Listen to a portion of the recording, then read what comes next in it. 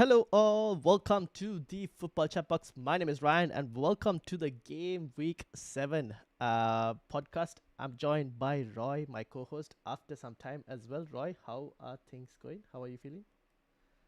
I'm feeling good. Feeling good. Arsenal is doing well, and can't be happier. Fair enough. Really good week for Arsenal. Indeed. I wish I could say the same, but unfortunately, I'm not feeling the same. But yeah, so yeah, this is a podcast for anyone who's asking in the chat because sometimes we have the team selection, sometimes it's a podcast, but today it's a podcast. Team selection will be on Thursday. But yeah, we'll get straight into obviously the fixtures, talk about the football as well. And we'll see how we go from there. For those of you who are listening to this on the audio, please do leave us a 5-star review. And anyone watching on the video right now, especially if you're live, smash that like button. And if you're new, subscribe. Having said that, let's get straight into the Game Week 7 fixtures. I've got a fixture tick as well if you need to like kind of touch on it if you need it. Because obviously there's European fixtures going on this week. Which means the likes of Newcastle are playing Olympiacos at home. Fulham are playing Feyenoord. Obviously, Conference League also kickstarts this week as well. Brighton have Benfica. Oh no, sorry, Brighton. Chelsea have Benfica. Arsenal's got Arsenal's got Olympiacos. Olympiacos. I was reading the fiction. Sorry, Arsenal has Olympiacos. Aston Villa have Feyenoord. Chelsea have Benfica at home. Crystal Palace have Dynamo Kiev. Liverpool Galatasaray away, not an easy place to go to, to be honest. City have Monaco. That's a more comfortable place to go to. Newcastle have Union St. Gil. I think that's one of the Russian teams. I'm not sure. Forest have Michelin, and Spurs have Bodo Glimt. So that's the European fixtures as well for this week. So I thought we mentioned that as well. Something to keep an eye out for when obviously you're planning transfers and all. If you have players from these teams, kind of monitor in terms of fitness and injuries is what I would say. Yeah, I have to say looks really good. That this graph looks pretty good. This is due to thanks to FPL SideNet Pete, whose podcast I will be joining tomorrow as a guest. So that will be out on his audio platforms as well. So follow him as well. But yeah, this is thanks to him. I need to ask him for an updated copy, something from like after Game Week 7 is done, like from like Game Week 8 onwards for an updated copy. So but yeah, so yeah, this is basically his ticker. Now, having said that, let's get into the fixtures. We'll start obviously with Bournemouth versus Fulham. Now, Bournemouth played Leeds, 2-2 draw. It was Leeds at home. I think Leeds at home this season obviously looking really good. In terms of Bournemouth, Clivert started this week, but we still don't know whether that means like Clivert is on pains or Clivert's not on pains. We don't really know. But he did play. Semenyo obviously took the free kick, which led to the goal in that one. And then there was a late Krupi Jr. winner equalizer with a Senesi assist. And Senesi just keeps on hitting DEFCON as well in this game. So he's returning. Semenyo doing well as well so far. But Bournemouth, this is Bournemouth at home, this one. So I'm expecting them to do a bit better in this game here.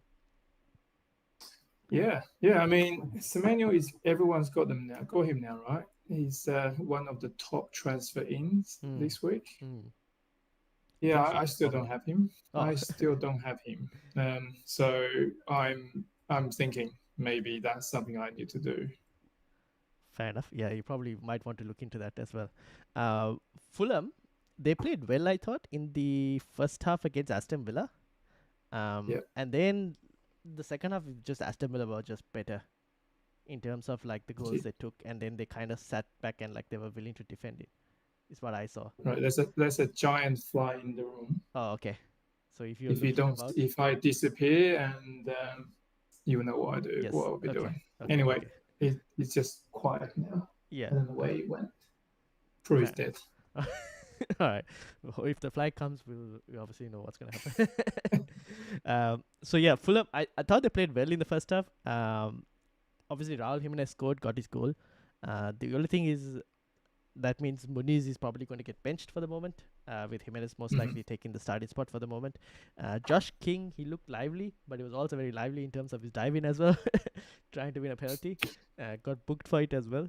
I do expect Bournemouth to play well in this one, to be honest, at the moment. And I'm not too surprised in terms of the numbers where they're expected to win the game with a 34% chance of a clean sheet as well. So, I'm assuming that was the fly gone. No, actually, I dropped something on the floor. Oh, okay. So, yeah. Thoughts, game? I do agree with you. I think the amount of people transferring Bournemouth assets in, I think that tells you what people think at the moment. But Fulham is a solid team. I mean, they're not an easy team to play against. The defense is always good, solid. I don't think it's going to be that easy. Especially when Fulham play away, they just become ultra defensive. Yeah, that's right. So it'll be a very interesting game. But Bournemouth do love to play like a basketball type game, where an end-to-end game they like to do it. And Fulham also might actually like that to be able to hit on the counter. So it should be a very interesting game. So we'll see how it goes. The next one is Leeds versus Tottenham. Now Spurs were, I should say, pretty bad against Wolves. I was not expecting a 1-1. I did mention last week as well, where I was like, Wolves, they can create chances. They're just bad at defending and attacking. Sadly, they'll do the middle part and not the defending and the attacking parts. They're pretty bad, and they kind of showed again in that game as well. They didn't really finish all of their chances. But Spurs were also pretty bad in terms of build-up play, passing, finishing as well. Yeah. Now, obviously, when we bought Spurs, I bought like Javi Simmons as a punt. I was not expecting a 1-1 game. I was hoping for more goals, ideally. I got 3 Spurs players in my team. Oh my days! This is an Arsenal fan with 3 Spurs players. What does the world come to? Yeah. Because I have the same thinking as you. Is they're ultra attacking. Well, they've been scoring a lot of goals, and before Wolves scored their goals, I think Tottenham was very close to score theirs. Yeah, Kudus was very close. I don't know how Kudus didn't score. Yeah. So I got Kudus, Richarlison, and Porro. Okay. That I thought against Wolves, surely they're gonna score some points. Yeah. That was really poor for me. I mean, you came close, right? Because Kudus, I think he hit the bar as well at one point. Like there was a cross that from Javi Simmons as well, and they came very close. As a point blank as well. I don't know how they didn't. There's another cross from him to Richarlison as well. Yeah, which Richarlison didn't convert. I can't believe I was cheering for Spurs, but obviously not. Happy with the result. Fair enough. However, in this game, I would like some points, ideally, from my Spurs assets. However, I will mention Leeds always at home is going to be a tough place to visit this season. They're much better Leeds compared to the Leeds of past. And I think they will give Spurs a game. Yeah. Thomas Frank I have to say, he's a better manager. Yeah.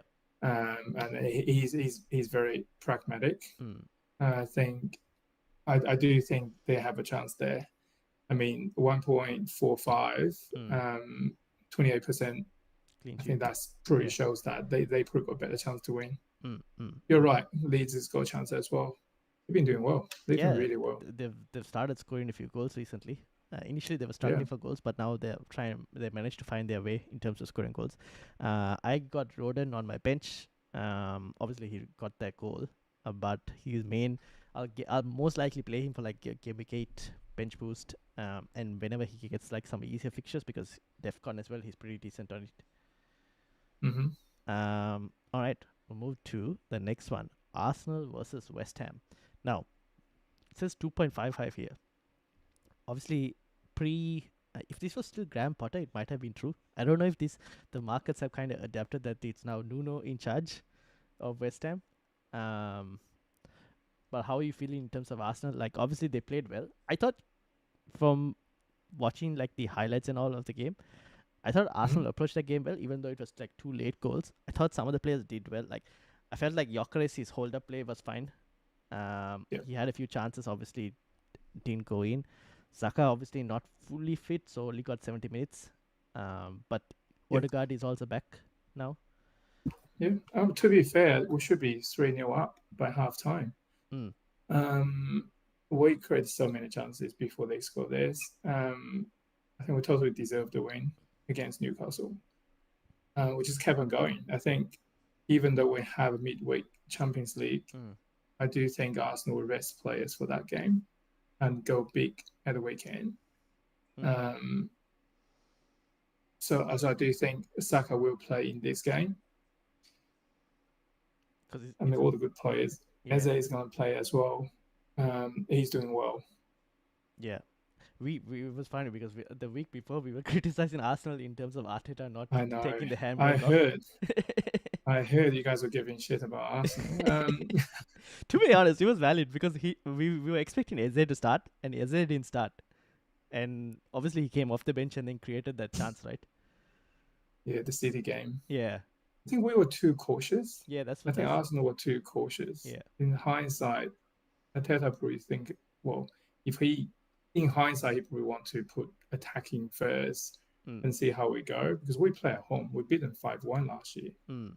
So it's not like we're afraid of them, but somewhat it looked like we're just being too cautious. It's the same as we play against Liverpool. Then we try to play safe. It's kind of backfired. But the good thing is we have all the players on the bench to come up and make a difference. I think that is the difference between this year and last year. Last year, we have these 14, 15 players, but this year we pretty much have 17, 18 players can play. Yeah, now you have more depth now that Odegaard is also back. That means he can also play, give Eze a rest if needed. I think the criticism was because of Arteta could have gone for it and didn't go for it when the chance was there. Right. That's the thing. But against Newcastle, which previously you guys haven't had the best of records against Newcastle, but then he gave and got the win. So that's a boost, I think, I would say. Mentally, I think that it will give player a boost for sure. The way we won the game. Yeah, so now 2 points behind Liverpool, so we'll see how they go. West Ham, this should be a good game still, even if Nuno is in charge. Arsenal should have the firepower here. So I have Gyökeres. The new manager bounce. Well, that should have applied against Everton, the 1-1 draw. I was hoping for a Tarkowski header, which never came. But I have Gyökeres in this one. I'm happy with Gyökeres as option. I've got Gabriel as well. Now, obviously, if people were looking for, because Arsenal's fixtures are now in a pretty decent spot, right, where you can invest into Arsenal's fixtures. So for people looking at the third Arsenal option, trying to pick the third Arsenal option is where it's slightly, I feel like, tricky. So some went David Raya, which is kind of makes sense because Arsenal's clean sheet potential, like in this one as well, 54%. You're expected to keep a clean sheet for most of the games that you're going to play. But picking between like either David Raya or even like a Saka or an Eze. I would go with Saka. I'm thinking about getting rid of Salah and get Saka in. Oh, so what do you think of like minutes? The minutes is the one thing that I'm kind of worried about in terms of Saka. I have the money to go, maybe not this week, but probably next week is what I'm thinking. But yeah, that's the one thing that. That's a good point. I mean, he is recovered. He's fit. He's fully fit. I'm quite surprised he got subbed. To be fair, he didn't look like he's tired or anything. Yeah, because he got subbed before he all scored as well. That's the other thing. Yeah.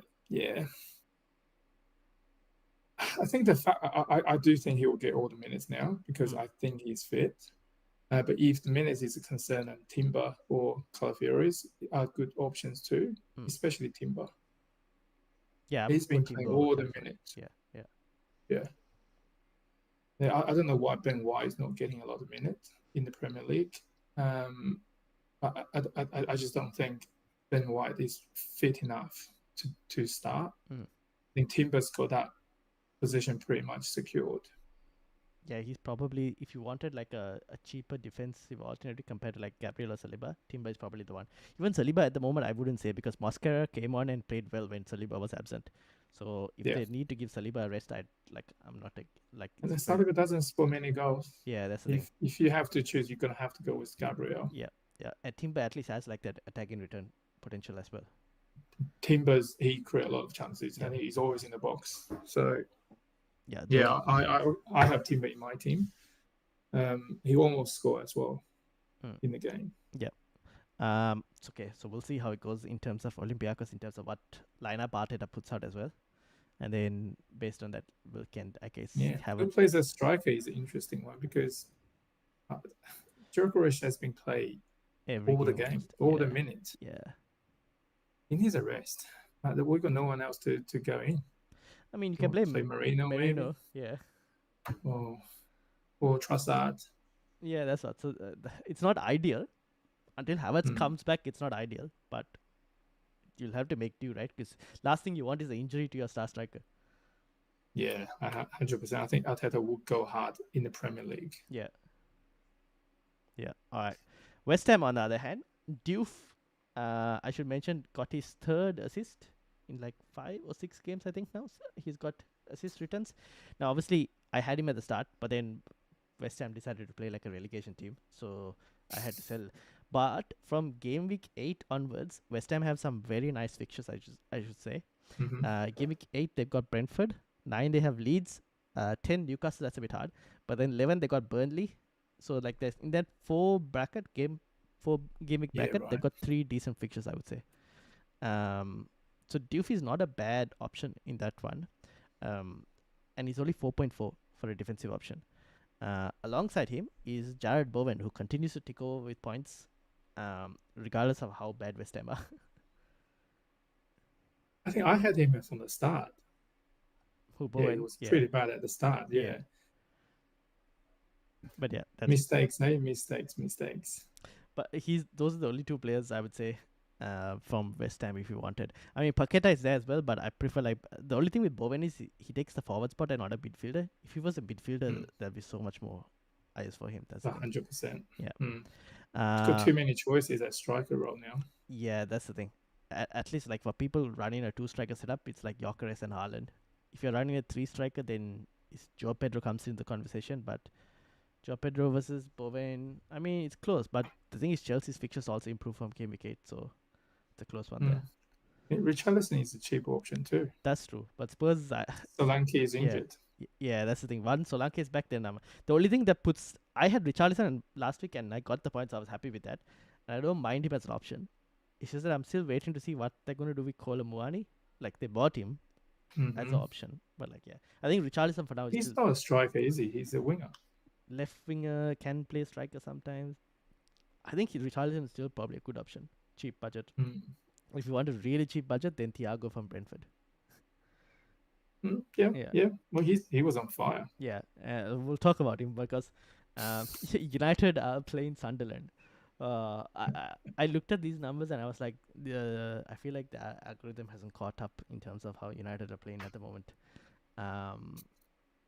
That's so bad. I'm just waiting every day. After every game now, I just get up and see is the manager sacked. The issue really is they're not creating that many chances as last year. And last year they actually created a lot of chances. At the start also they did. Like against Arsenal, we did create a lot of chances. But like it's just like died off now. It's just getting worse and worse every week. So like the last game, the XG was about 2 point something. And out of that, like 0.7, 0.8 is like the penalty, right? And then you have the Sesko goal where he took basically like 3 shots. Yeah.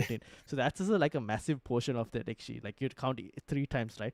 So you're left with like the rest is basically like the nothing from that 2 XG that was created in the game, which means they haven't really done anything to create any chances. Like at no point did they look like they were troubling Brentford. But this is my question, right? I watched Man United's game. Cunha is a great player, very entertaining player to watch. But is he the right player for United? Because Cunha plays well in a smaller team because all the balls goes to him. He just creates something out of nothing. But all the good teams, they play as a team. I feel like he just always just take it on for himself and just try to score goals from long range shot. Most of the time, it's exciting, but it doesn't go in. That's true, but long shot don't go in as often as the cross in the middle. The thing is, I because Cunha, when he was at Wolves, he had a good partnership with like Ant Nouri, and here he doesn't have that partnership with Dogu yet. And apart from that, it's like I don't think the system at Manchester United is set up correctly to kind of flourish, because you've probably got your best creator playing CDM, and you have your CDM who in terms of this one was Ugarte, who was actually further forward than Bruno Fernandes for most of the game, which makes doesn't make sense. Yeah, exactly. Doesn't make sense. And then you obviously, because Cunha, Mbeumo, they're all like really good players, right? And like now they're just struggling. But is Sesko good enough? I think he has potential, but if he doesn't get the ball, then there's nothing he can do, right? It's just a striker's job. He needs to be fed, right? So basically, so even that goal, he basically created himself by being in that position. They don't pass him the ball enough. Place at right time. Yeah.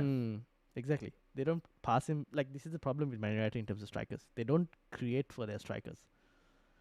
And then we call the strikers flops because they haven't scored, but in reality, we just don't create enough for the strikers.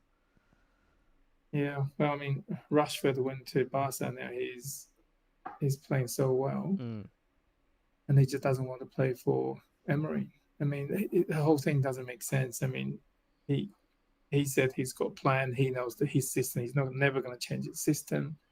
But then he put the wrong players in the wrong position in his system. That just doesn't make any logical sense.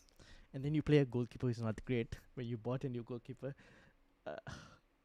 I have no faith in the manager, to be honest, at the moment. So it's not looking good. I think a lot of the fan base also like now at the point where it's like, just sack him, because you just keep like things haven't changed, right? It's the same story every week. Maguire is actually one of the threat, but he got subbed in the second half. He makes so much defensive subs. It's crazy. So I saw a stat where he's made about 42 defensive changes, or like replacing his centre backs out of 46 games or something. It's crazy. Like, if you look at Arsenal's team, the only one who gets subbed is probably Calafiori. The rest of the defense just generally stays the same and doesn't change. And you don't change your centre backs at all. Here he's changing centre backs. That doesn't make sense. I mean, Maguire play well. So but he's not that good, but he's probably the one of the threat. He's a weapon. But anyways, something is not quite right there. Meanwhile, Sunderland, on the other hand, have been playing really well. And they're fifth in the Premier League right now, something like that. They're playing really well. Honestly, part of me is thinking of even starting my Sunderland defender this week, because United just don't create enough, even though it says 2.15 here. Surely they play at home, they're going to win this one. If they don't win this one, he's going to get fired. I assume so. Well, we didn't win the last game, and we haven't won 2 games in a bounce, so we can start here because we're not going to win against Liverpool anyways. No, I think you guys are too good to not score or lose this one. Sunderland's got no threat. They have no threat. Yeah, but that's what we said for Brentford as well. It's so depressing. But anyways, we'll see. At home, they should win it, but I don't know, to be honest, with this team. So I still have Doku in my team. Yeah. He get involved a lot. He does get involved a lot. And he creates so many chances. Yes. Sometimes he actually in the box try to finish all the chances you guys created, but he just does not score, which is really frustrating. Yeah, because I think he doesn't have that finishing nous just yet. He's still young, right? He's a very young fullback. The problem is he gets the ball too much as well, probably, to be honest. He's good. Yeah. He's good. He has like raw potential. And there was one point where he was getting like the most touches in the box out of all the United players. The end product is still not there though. That's what I'm saying. Yeah. He looks exciting. He can take one-on-one. Yeah. He can dribble past players. He can cross the ball in. No one finishes it. And he can get into the box. He's got everything, but he just does not score. Does not do anything critical.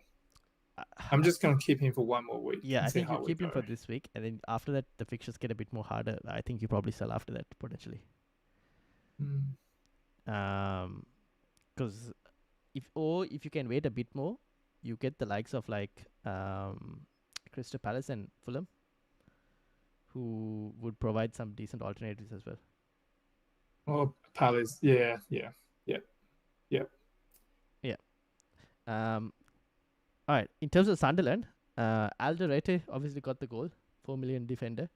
Mukiele is the other one in terms of like a DEFCON option as well. So those are the two defenders you want to look at. There's a mention for Isidore from Becky in the chat as well for Sunderland forward. I still wouldn't go Sunderland attack because, like I said, they don't really do. In terms of attacking, they're not as great. Defensively, they're solid. Attacking, they're still hit or miss, not fully firing on too many cylinders. Yeah. I think their tactics is going to just pack the bus and draw Man United out and just hit them at counter or free kick or set pieces. Yeah. So we'll see. We'll see how this game goes. Should be an interesting one. Moving on, Chelsea versus Liverpool. Chelsea have had quite a few red cards in the last couple of games, which has led to Maresca making changes that probably are not beneficial as well to his team. And game state obviously has changed as well, and then Chelsea just collapse. The interesting thing with this is Chelsea now, I think they'll only have 2 centre backs probably available for this game. I think Hato is one. Fofana, I think, is the other one. Yeah. I think Fofana is the other one, if I'm not mistaken. So there's just CHEvLIV is CHEvLIV is sent off. Tosin also, I think, is out. There's someone else missing for concussion. I don't know if that's Fofana that's missing for concussion or someone else. Someone in the chat might have to tell me. But they don't have options, basically. But they lost 2 games in a row. Yeah. And now they play a Liverpool team who've just come away from their own loss as well. But I guess one thing that could potentially help Chelsea is that Liverpool have to travel to Galatasaray, which is not going to be an easy game though. While Chelsea can stay at home and invite Jose Mourinho back to Stamford Bridge with his Benfica team. But not looking good for Chelsea at the moment. No Cole Palmer as well. I expect Isak to start this game though for Liverpool. Yeah. I think he will start for most of the games now. You wouldn't pay 100 mil for a striker and sit on the bench. No. And also because Ekitike's red card, which meant that Isak had to play the last game. So Ekitike will probably play in Europe, the midweek, and then Isak will play this Chelsea game most likely. I think it's going to be interesting. The fact that Chelsea lost 2 games in a row, they wouldn't want to lose this one again. Oh no, probably not. They wouldn't want to. Probably might happen though, but yeah. But to be fair, Liverpool hasn't looked that solid. No. The last few games. Yeah. So I wasn't surprised when Crystal Palace beat them. Yeah, true. Fair enough. I wasn't surprised. They absolutely smashed them. Yeah. It was crazy how I felt like Crystal Palace should have had more goals than what they actually got, to be honest. 100%. They would have scored like 2 or 3 in the first half. Yeah. They created so many chances. And Liverpool just doesn't seem to be able to handle the long balls, which is quite strange. So for this game, that's where I feel like Neto for Chelsea could be a good option as long as Maresca doesn't go and sub him off, because he's the one who can carry the ball quite well for Chelsea, and he's just getting subbed off, and then Chelsea just lose their attacking threat. So if he can play the full 90 minutes, they'll have a decent chance. Obviously, they need to get Joao Pedro involved as well a bit more, I would say. He's obviously carrying a knock as well, apparently, according to Maresca, so we'll have to kind of keep an eye out for that. Enzo is not a bad... Do you reckon Neto is an injury issue? Like, he's never fit? Maybe. We don't know.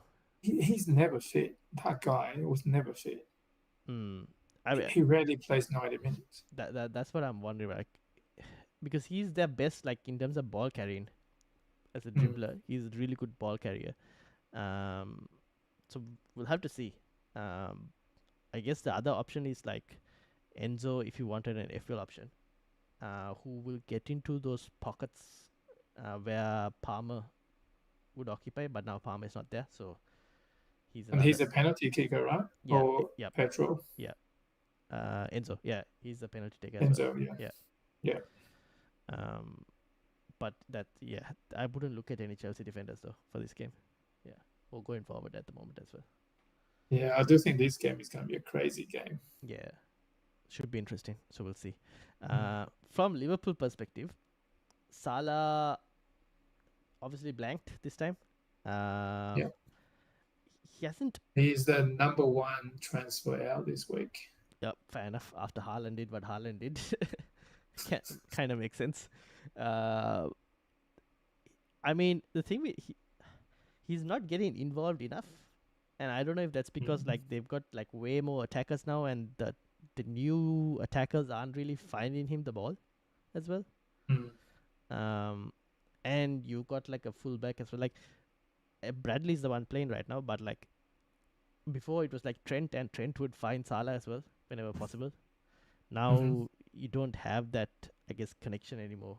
Where right now they're not getting the ball in after Salah. He's not getting much. He's not doing much as well in terms of getting involved. Chiesa obviously is coming off the bench and making a difference. I mean, if he was regularly starting, he would have been a very interesting pick. But I don't really know which Liverpool, even though they're top of the table, I can't really tell you which Liverpool attacker to go and get per se. Yeah. I mean, I thought Gakpo was a good option. Then they bought Isaac. So I thought, well, that has created some issues because they have too many strikers now. Obviously, Salah will play the whole 90 minutes, and Isaac probably 90 minutes as well. So it is basically Gakpo and Ekitike fighting for that left winger sort of position. Potentially, we don't know, right? Because it could be that Ekitike just, if Isaac plays like 80 minutes and then Ekitike comes on for the final 10 or something as well. No clue. Yeah. That's the risk, right? Yeah. And then there's Florian Wirtz as well, who is trying to avoid the whole becoming the German James Bond in terms of having not got a single goal or assist at the moment from 7 games. So that's why I'm thinking, if I do get rid of Salah, who do I get as a Liverpool asset? And to be honest, I can't think of anyone. I probably wouldn't go. If you're downgrading Salah, I'll just downgrade to Saka at this point. No, but you don't get a replacement from Liverpool at all? I don't have a replacement in my wild card because I couldn't pick. Because who do you pick realistically? Exactly. Yeah, but his minutes we still don't know if it's like fully guaranteed, right? That's the thing. And like budget also comes into a situation here where like the only way you get, so you would want Gyökeres at the moment for the next couple of fixtures. Yeah. If Gyökeres doesn't deliver, then Isak kind of makes a case. But you need that and Haaland, and then it's Joe Pedro, who, if you have the money, you need to. So it's either Joe Pedro, Mateta, Richarlison, Walter. Like you're looking at like that 7 million price bracket to try and upgrade to like a 10.5 million striker. You need a lot of cash that needs to be taken out from your midfield. Yeah. Yeah. If his minutes are regular, then maybe it's Isak potentially. But we don't. Do you reckon Liverpool is going to have a run of not winning many games? Because I feel like it could potentially be that way. So on paper, now obviously Chelsea's game, I mean, that could be anything, to be honest. The United game, they're probably winning. Let's be honest here. After that, they've got. Who knows? I mean, United always play well against like stronger teams. Yeah. So, but we do tend to get hammered. Although this is at Anfield, I don't know. Record at Anfield, I don't even know. But yeah, this season against stronger teams, we've been slightly, except for City, it's been a bit more of a challenging game. Who knows? We might have a different manager as well. You never know. Unlikely, but yeah. Then they've got Brentford, Aston Villa, and then City. The interesting part about the Brentford and Aston Villa should be fine. It's after Aston Villa, they've got Real Madrid and Manchester City. That's a slightly tricky run. And Forest. Yeah, it's an international break after that. So. Right, okay. Yeah, so there's a gap between that as well. Not easy run. I mean, there's valid reason to get rid of Salah and without replacement, you know? You can get That's rid of what I'm thinking at the yeah. moment. The picking a Liverpool, like I don't have any Liverpool players at the moment, and they're top of the league, which is funny. But like, he's just trying to. Salah is still the most reliable minutes option from Liverpool. It's true. Yeah. So you reckon if we can hold on to him, just hold on to him for now?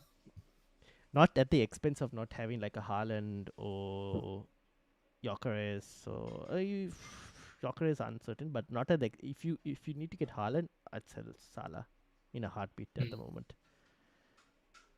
If you don't have Haaland, yeah, but if you have Haaland and Salah, then there's a case you can slightly hold on a bit more. It depends on if you're missing out on other players like Gabriel, Senesi. Like, if you're missing out on regular point scorers, then it's kind of not worth it.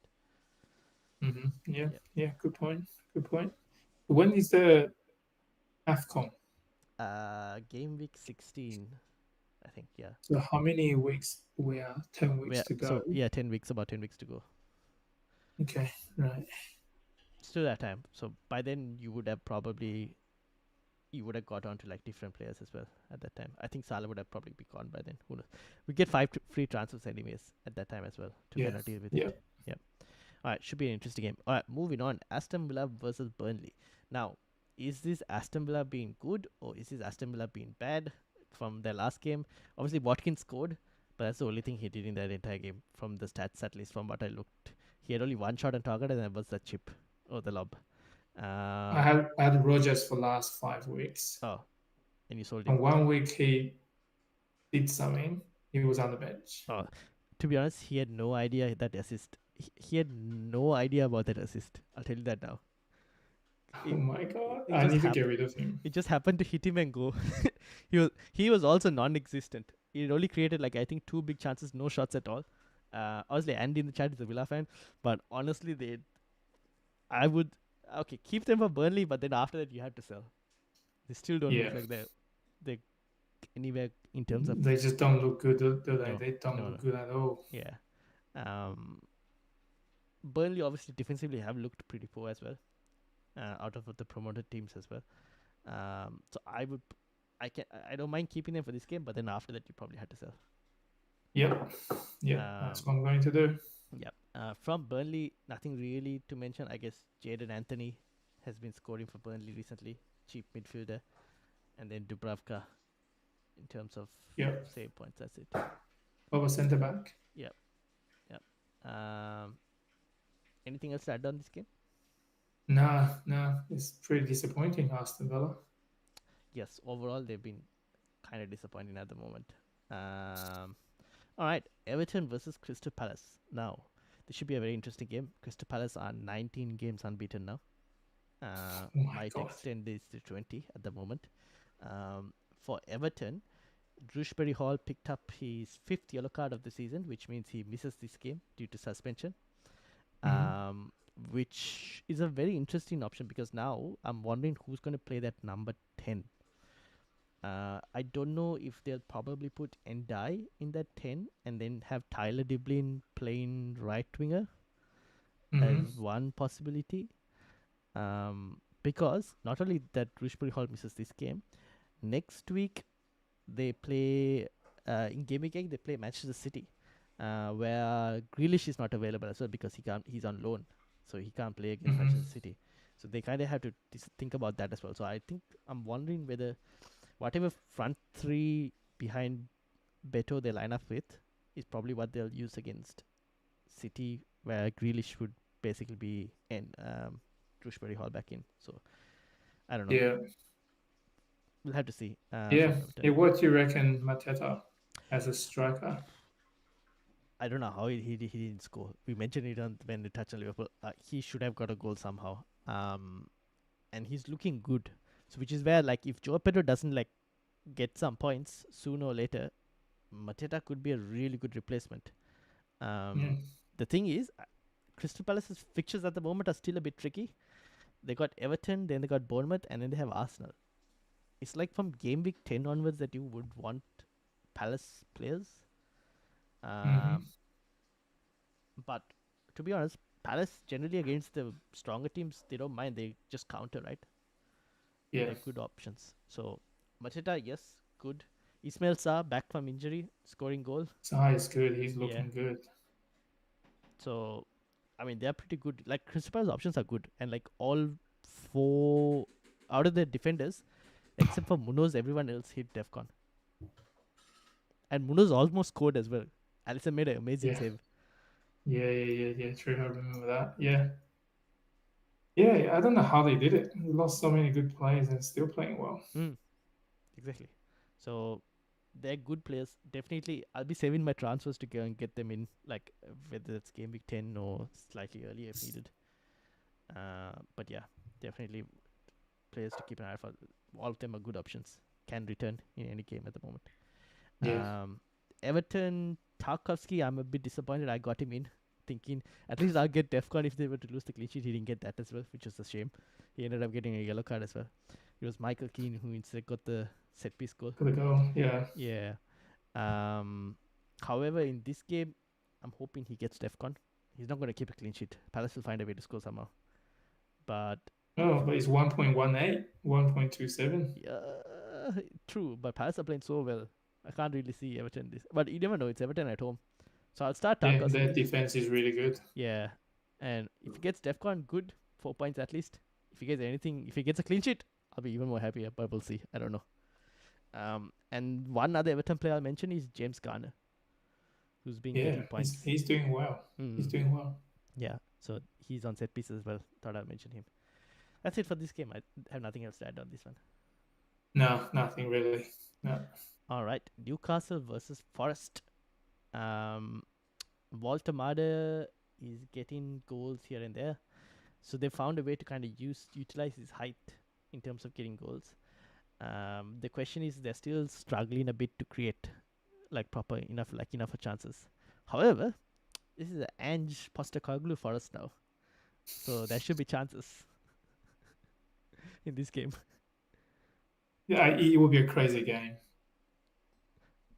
I was quite surprised Forest in the last week. Yeah, they didn't get a goal. Didn't get anything out of it. And I was really surprised. But they did create chances. It's just that they didn't, nothing too threatening enough. But Sunderland are good defensively, I would say. But Newcastle are also pretty good defensively this week. So no, they were not. Against Arsenal, they were not. But before they met Arsenal, they were the best defense in the league. True. So they're still technically good enough defensively. So that's I think Forest players is still trying to adjust to the new style of play. Yeah, that is a big change.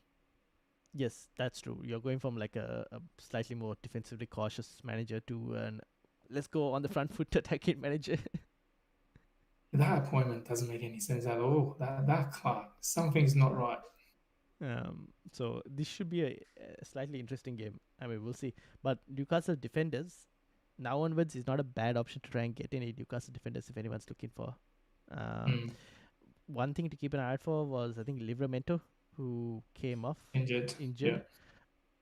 I don't know how bad the injury is. If it's really bad, then he's going to be out for some time, which would also make Lewis Hall an option then for that spot. So that is also. Is that Trippier? Trippier is on the right, and then LEEvTOT on the left, I think. Yeah. But it'll still make Lewis Hall an option because Trippier will have Lewis Hall can play left and Trippier on the right. I thought they played Dan Burn on the left most of the time. Let me check this now. Yeah, he played against Saka. Who, Dan Burn? Okay. Then it's still Trippier then. Yeah, Dan Burn played on the left, LEEvTOT on the right. So Trippier will come back in. I guess then the question is if they wanted to give Dan Burn a rest or play Dan Burn centrally, then Lewis Hall can play on the left. Yeah. We'll see what happens in terms of like Eddie Howe. The thing is, Eddie Howe has realized that he needs to be a bit more careful with injuries this season because last season they went too much into the Champions League and everything, and their team was exhausted by the end of it. So we'll see how he approaches midweek in Europe, where they play. Who do they play? Union St. Gill. So I think there's a bit of traveling involved. Who is this team? Based on the name, I would say a Russian team, but I don't know. Belgian. Okay, that's not too much traveling then. Okay. Yeah, Belgian. Yeah, fair enough. Okay. Yeah. So we'll see how they go. Yeah, I don't think there are Russian teams in the Champions League. Are they? Probably not. I don't know. Yeah. Anyway. Yeah, I think they're in trouble from they don't have the depths. Newcastle. Yeah, they don't have the players to play 2 comps. I'm also interested to see once Visa is back and fit, how they play both Visa and WOLvBHA. So that will be interesting to see as well. Because I think WOLvBHA is also not a bad option. If they continue to utilize his height to get headed goals, it's not too bad. But we'll see. Forest, sell. That's it. To be honest, I don't know. Yeah, there's nothing to hold on to. All right, Wolves versus Brighton. Again, like I said, Wolves, bad at defending, bad at finishing, can create chances. That's it at the moment. They were so close beating Spurs. They were so close. They were. If they can improve their finishing, yes. Brighton looking good so far. Danny Welbeck rolling back the years, getting goals. Unbelievable. Yeah, the one mentioned from Brighton, I would say, is Minte, who is getting good minutes at the moment. So if you want a reliable Brighton midfielder, which is previously would have been hard to say because they had so much depth, but he's probably the option if you want a reliable Brighton player. Mitoma is good too, right? He plays a lot as well. Yeah, but he got subbed in this one. But Mitoma also generally minutes are pretty good. I'd say. So those two are pretty good in general, I would say. I couldn't. Who's their striker? Their striker is. So Rutter was the one who started. Yeah. But then Welbeck came on and scored the goals. I don't think Welbeck is fit enough to play a full 90, unfortunately. It's going to be the impact sort of sub. Yeah, which is a shame. Otherwise, it would be a very good option as well, as a budget option. But but there are too many strikers options too. Yeah, which is why I think Minte with the minutes is more reliable. Minte and Mitoma, if you wanted. Yep. No one else. Andy mentions Wolves 2 wins. No, Wolves haven't got wins yet. But they've got 2 draws, I think, so far. Yeah. So should be haven't won yet. Yeah, should be an interesting game. We'll see how they go. And then the final one, Brentford versus Manchester City. Erling Haaland on fire. He's good. He looked good in every game he played. Last 5-6 games, he just looked just unstoppable sometimes. He's back to how he was when he started in the Premier League. Yeah, and the focal point is him. He's just finishing things. He just finish. He doesn't have that many touches, and he just go in the box and finish.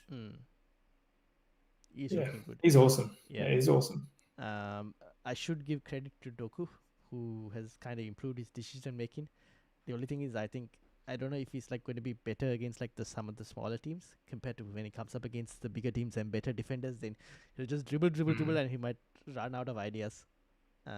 Which was what I thought was the most frustrating things with him last season. Because he just dribbles, and then he just dribbles nowhere. End of the day. Yeah.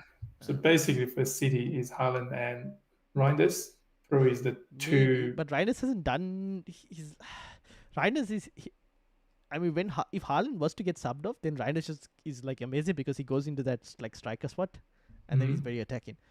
So I think Reinders is a player you'd have to play and then just hope sometimes the returns will come, sometimes it might not come. His minutes are good. Yeah, his minutes are good. So which is why it's kind of you generally in a pep team, it's very hard to get reliable City options. So I think he's a pretty good option as well. Foden, I thought almost got an assist, but unfortunately, almost got a goal, but he didn't. So he was blanking in this game. But he's not too bad if anyone has him and still owns him. Until Gameweek 8, he's not too bad of option to have. But yeah, Reinders and Haaland, the main two. Yeah, 100%.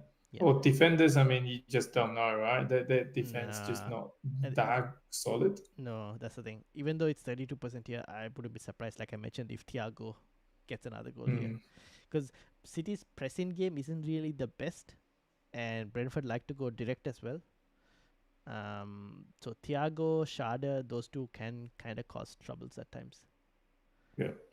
So those are the only two. If you wanted Brentford players, probably Thiago as a cheap budget striker. How much is it? 6 million or something, I think. Right. Yeah. But that's basically it from that team. Yeah. Anything else to add? Getting interesting. It's getting interesting. The Premier League's getting interesting. All those last minute goals and dramas, sending offs, and it's getting exciting. Yes, indeed. So we'll see how it goes this week. Whether if Arsenal can keep up and Chelsea manage to hold Liverpool to a draw at least, then it'll be, I think, level on points. That'll be good, isn't it? That'll be good. We'll make it interesting. I think Arsenal's got some difficult fixtures out of the way now, which is really good. Yeah. Like Newcastle away, Liverpool away, City at home, United away. We played 4 really tough games. That's the thing, and still looking good so far. So we'll see how they go in the next set of games. So yeah, those are the fixtures. Move on to teams. And if there are any questions, please get them in the chat, and we'll try and answer as many as we can before we end. So this is mine. Wildcard. Petrovic 3-pointer. Gabriel with the goal. Very nice, very nice. And he hit DEFCON as well, I should say. Senesi, the gift that keeps giving. Tarkowski unfortunately didn't deliver. I was hoping for like a double-digit return, and West Ham decided to sack their manager before that could happen, so that was a disappointing. The midfield was actually very disappointing, except for Semenyo. Everyone else was just a disaster. And look at your bench. And look at my bench. Mukiele kept a clean sheet. Rodon got a goal. I benched Gyökeres, but I was going to bench him. I'll start him this week, and I'll probably bench Joe Pedro for this week against Liverpool. Although, like I said, I don't know what to do with Bruno Fernandes now. I'm probably going to sell in Game Week 8, but he's getting penalties, right? If he had scored 2 of those penalties, he'll be up there with like one of the highest midfielders in terms of points so far. That's true. I don't think he's going to lose his penalties. What are you thinking? I think I keep it like this, and I just bench Pedro and start Gyökeres, potentially. Wow. Captaincy will remain the same. I can't really change. So you're not changing him. You're keeping him in the team. Who, Bruno? Yeah. It's against Sunderland, right? I have to for one more game, at least. That's true. That's one more. Yeah. Because he's getting the pens. I don't know why he's just not like. He's changed his technique as well, and I don't know what's happening. I think it becomes a psychological block. Yeah, that's the thing. It's most likely that. So we'll see. I don't think he's going to lose the pens, even though MUNvSUN is pretty good at it. I don't think he's going to lose the pens. But if he misses another one, then you're in like huge question mark territory of like, can he actually? Then in that case, then he might actually end up losing the pens. See, that's why Arsenal is being quite smart. There's no designated penalty takers. Sometimes Saka takes it, sometimes Odegaard takes it. So that is quite smart, that it doesn't put too much pressure on either one. Yeah. So whoever feels good at the time will take it. Whereas Bruno, he knows he's the one taking it. And everyone he knows he's the one taking it. All the keeper knows what's he going to do. Yeah. I think so. The 2 pens he's missed as well. The first one, he was annoyed with the ref because of that nudging. As a professional, you shouldn't like let that get to your head, and he let it get to his head. This one, there was such a long wait from the time that the foul happened to when he ended up taking the pen. Like, as someone who, because it's pressure penalty, right, generally, and like having to wait that long with you thinking like, thinking of various situations in your head, and then you just go and mess it up. So it hasn't helped. The game state hasn't helped at that point. But like, yeah, we'll see. They're winning pens though. That's one thing I'll say. They're still winning pens. Brian Mbeumo just finds a way to win pens. So yeah. Anyways, Arsenal just can't get one. Just need to get a player who is good at running fast and gets tackled. Well, he's on the bench most of the time. The young guy, 15-year-old. Exactly. So maybe if he starts playing a bit more, Gyökeres or Odegaard or Saka, but then he comes home for Saka. So yeah. Yeah, hopefully he plays in midweek against Olympiacos. Yeah, so we'll see. That was my team. And then this is your team, Roy. Triple captain, 66 points. You had Sells in goal, Dogu, Timber, and Poro. Midfield, you had Kudus, Salah, Anderson, Reinders. Up front, you have Joe Pedro, Haaland, and Richarlison. So basically, Haaland just carried your team this week. Pretty much. It's pretty disappointing other than him, isn't it? Like, that looks really, really poor. That's really bad. It's only Haaland. Okay, Anderson got DEFCON. Apart from that, nothing else. That's really, really bad. I mean, all the Spurs players really let me down. Yeah, same. I felt that. Like, I'm not surprised, but but it was a good triple captain though, to be honest. yeah, 16 points is really good. Yeah. Yeah. So what's the current thoughts? I'm not making any changes this week. But things from what we talk about, striker, I might change. I might keep Richarlison for one more week. Joe Pedro, maybe I need to change that position. But him from Gameweek 8 Is is a bit Salah and him. Yeah. I think Richarlison you keep this week. Yeah. Morgan Rogers. Do you start Rogers against Burnley? You probably should, right? Yes, I am starting him. So that's last chance. Last chance. Yeah, that means you just end up benching what, Joe Pedro or Anderson? I'm benching Anderson. Yeah. I think that's what I'm gonna go for. Then you got Liverpool play against Chelsea. So I'm not too comfortable with that. Salah or Joe Pedro. But I don't know. I might end up doing nothing this week. Just see how it pan out. So next week after, I got 2 transfers I can use and do something about it. Getting Saka in maybe. Yeah, if you can roll, maybe roll, because then international break, and then you can kind of see if there were injuries or something in the international break. Based on that, can react as well with the transfers. Yeah, I mean, I won't do anything until the Champions League games are finished anyway. Yeah.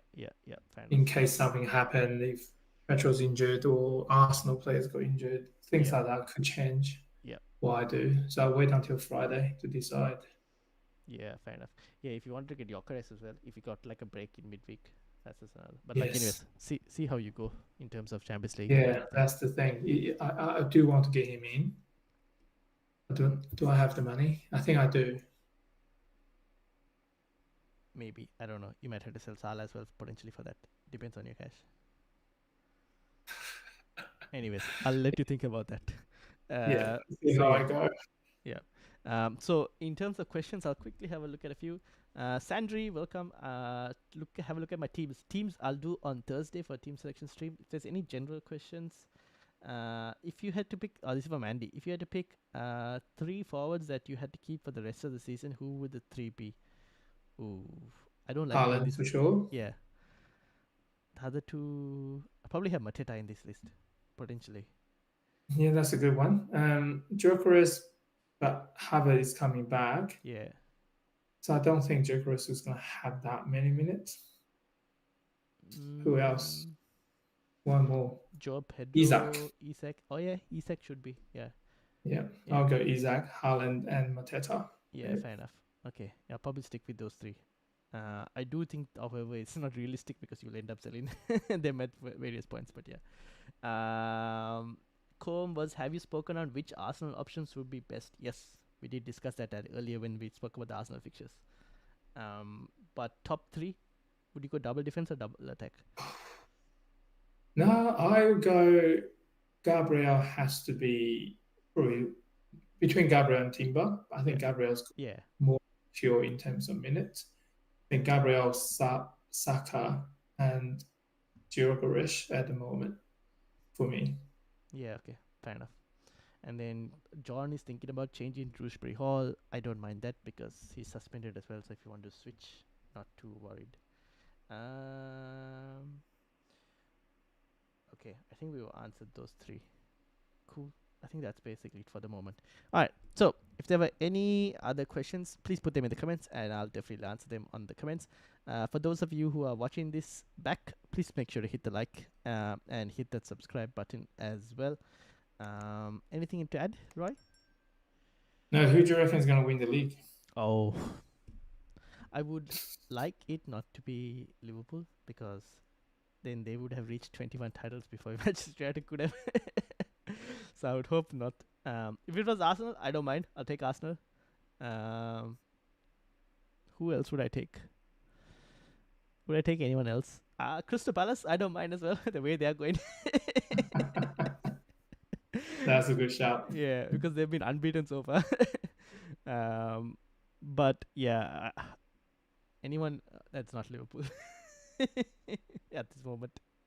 But yeah, I do think Arsenal look good. I mean, yeah. I think 2 seasons ago I wasn't that sure, because we were like still miles ahead, and we did talk about it and didn't think Arsenal had the legs to go on. But I think this year I actually do think we have the number.